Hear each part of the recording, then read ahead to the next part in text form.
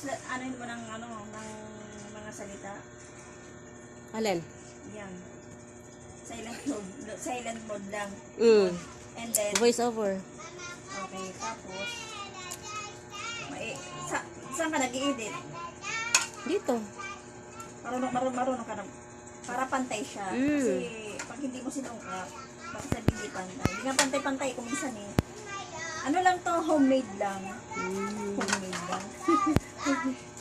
Mag-hi ka naman dyan. Hi, hello.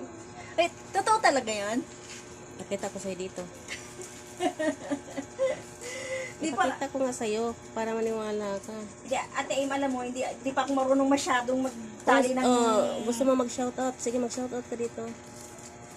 Ayaw ko, Ate. Nahihiya ako. Kasi, nahihiya talaga ako, promise.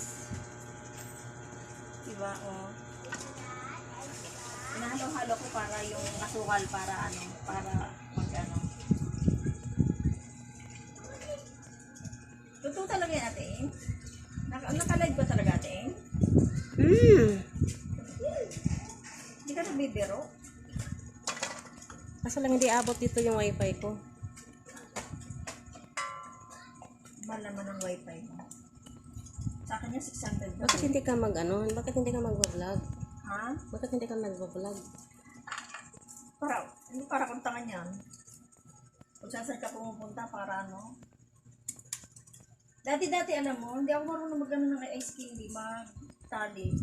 Natuto na lang ako ng araw-araw ko ginagawa. Kahit yelo, talaga ako, hindi ako nag-ano. Pero ngayon, parang nasasanay na rin ako araw-araw na ginagawa.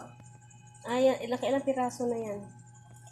Hindi ko pa alam. Mamaya ko pa bibilangin. Yan ang tag 5 piso. Patigasin na lang siya. Oo, sa ref.